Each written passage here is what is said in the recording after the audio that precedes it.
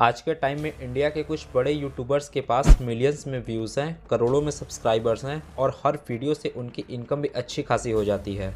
लेकिन सवाल ये है कि क्या यूट्यूब पर फेमस होना ही बिजनेस में सक्सेस की गारंटी देता है? बल्कि सच ये है कि इंडिया के पॉपुलर यूट्यूबर्स ने अपना खुद का बिजनेस स्टार्ट किया, पर प्रोडक्ट्स की क्वालिटी में ध्यान ना देने की वजह से कुछ ही टाइम में उनका बिजनेस बंद हो गया। उन्हें लगा कि उनके सब्सक्राइबर बेस ज़्यादा हैं तो प्रोडक्ट चाहे जैसा भी हो वो बिक ही जाएगा, और इसी गलत सोच ने उनके खुद के बिजनेस को बर्बाद कर दिया। तो आज की इस वीडियो में हम बात करेंगे उन यूट्यूबर्स की जिन्होंने अपना बिजनेस खुद खत्म कर लिया।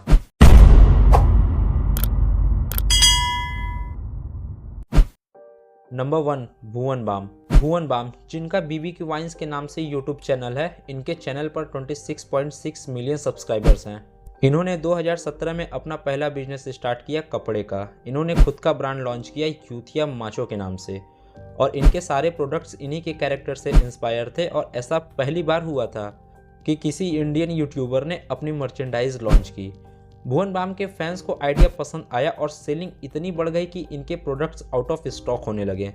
सब कुछ स्मूथली चल रहा था, फिर भुवन बाम ने 2021 में अपने ब्रांड की डायरेक्शन ही बदल दी और अपने प्रोडक्ट्स को स्ट्रीट पर बेचने लगे। और भुवन की इसी गलती ने यूथिया माचो ब्रांड को डिजास्टर बना दिया, क्योंकि 2023 में काफ़ी सारे कस्टमर के नेगेटिव रिव्यू आने लगे, जैसे साइज इशू, कलर फेड होना, और प्रोडक्ट्स की हाइप जिस हिसाब से बनाई गई थी वो प्रोडक्ट्स हाइप से मैच नहीं हो रहे थे। और एक इशू और बना प्राइस को लेकर, क्योंकि इनकी एक एक टी शर्ट की रेट 2,500 रुपये हुआ करती थी, जो कि वैल्यू फॉर मनी नहीं था, जबकि सिमिलर क्वालिटी के कपड़े 1,000 से 1,200 में मिल जाते थे। इसीलिए बीबी की वाइन्स की यूथिया माचो धीरे धीरे डाउनफॉल की तरफ बढ़ने लगी।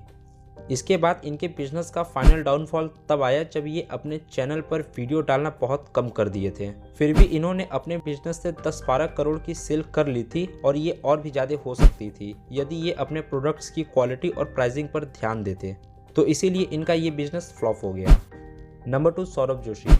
दोस्तों, ये इंडिया के सबसे बड़े ब्लॉगर हैं। इन्होंने दिसंबर 2023 में कुनाली टॉय के नाम से अपना टॉय ब्रांड लॉन्च किया। सौरभ जोशी का ये आइडिया स्ट्रॉन्ग था, क्योंकि उनकी मेजॉरिटी ऑडियंस बच्चे हैं। इनके ब्रांड का पहला प्रोडक्ट 900 का टॉय किट था, और अपने ब्लॉग में इन्होंने टॉय किट का प्रमोशन भी किया और 4-5 हज़ार यूनिट की सेल भी हो गई। लेकिन इसके बाद कुछ प्रैक्टिकल प्रॉब्लम सामने आई। पहली प्रॉब्लम ये थी कि इनके ज़्यादातर ऑडियंस बच्चे थे, जो कि पेरेंट्स के परमिशन के बिना टॉय किट या कोई भी सामान ऑर्डर नहीं कर सकते हैं। दूसरी प्रॉब्लम थी प्राइस की। सौरभ जोशी के प्रोडक्ट्स की स्टार्टिंग प्राइस 900 से शुरू थी, जबकि चाइना के कुछ प्रोडक्ट्स जो इनके प्रोडक्ट्स के सिमिलर हैं और प्राइस 300 से 400 रुपये है। तो कोई बेवकूफ़ थोड़ी ना है कि 300 से 400 के प्रोडक्ट्स को कोई 900 में खरीदेगा।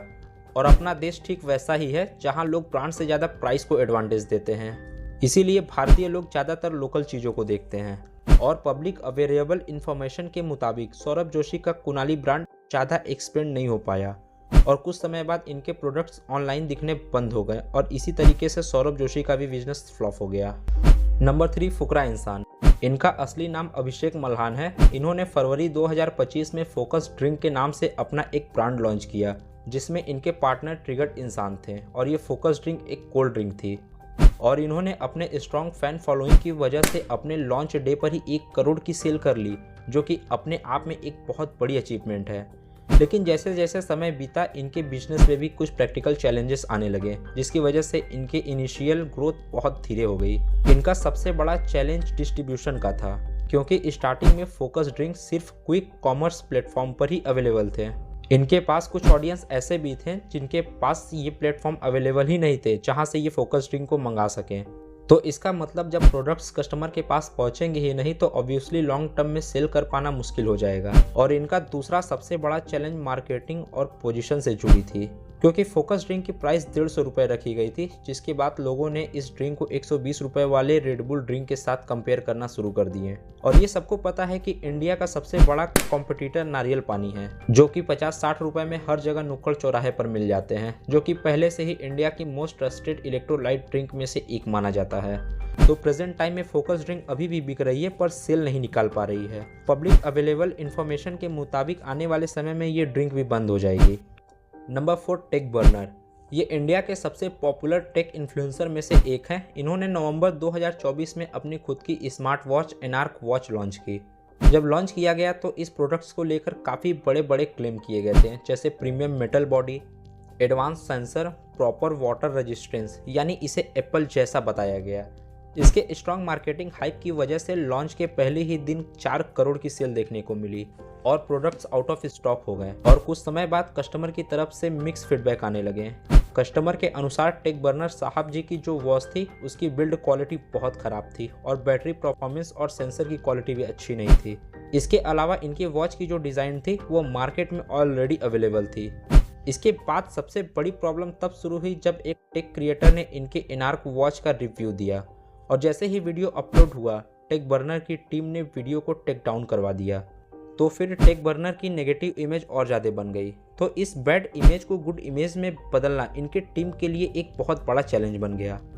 फिर भी 2025 में एनार्क ब्रांड ने इमेज रीगेन करने की बहुत कोशिश की, पर इनिशियल नेगेटिव परसेप्शन की वजह से इमेज रीगेन नहीं हो पाया और अब ये नौबत आ गया है कि एनार्क वॉच अब हैवी डिस्काउंट के साथ सारे ऑनलाइन प्लेटफॉर्म पर अवेलेबल हो गई है और इसी के साथ इनका भी बिजनेस लॉस में चला गया। Number 5, crazy XYZ। इनका असली नाम दोस्तों अमित शर्मा है। इन्होंने मई 2025 में क्रेजी नियो के नाम से अपना एक ब्रांड लॉन्च किया था। इस ब्रांड के तहत एजुकेशनल टॉय, साइंस किट और आरसी बेस्ड प्रोडक्ट्स को इंट्रोड्यूस किया गया था, जो कि इनके ऑडियंस से परफेक्ट मैच कर रही थी। तो ऑडियंस सपोर्ट की वजह से इन्होंने कुछ ही महीनों में 2000 यूनिट सेल कर ली, जो कि एक स्ट्रॉन्ग शुरुआत माना गया। लेकिन जैसे जैसे बिजनेस इनका ग्रो करने लगा तो कुछ ऑपरेशनल चैलेंजेस सामने आने लगे। क्रेजी नियो अपने प्रोडक्ट्स की पैकेजिंग के लिए इको फ्रेंडली मटेरियल पर फोकस करने लगे, जिसके चलते ब्रांड्स को लोकल वेंडर्स और वेदर कंडीशन पर डिपेंड होना पड़ा। इसकी वजह से कई बार ऑर्डर डिले होने लगे और दूसरी सबसे बड़ी चैलेंज थी इनकी प्राइस की। क्रेजी नियो के प्रोडक्ट्स की एवरेज प्राइस लगभग 800 से 1200 थी, जो कि सबके लिए अफोर्डेबल नहीं था और आज के समय में क्रेजी नियो के प्रोडक्ट्स दिल्ली NCR के 50 से ज़्यादा स्कूलों में चिल्ड्रन को प्रैक्टिकल लर्निंग और एक्सपेरिमेंट सिखाने के लिए यूज़ किए जा रहे हैं और इनके सेल के अनुसार 60 से 70 लाख रुपए की रेवेन्यू जनरेट हो पाई।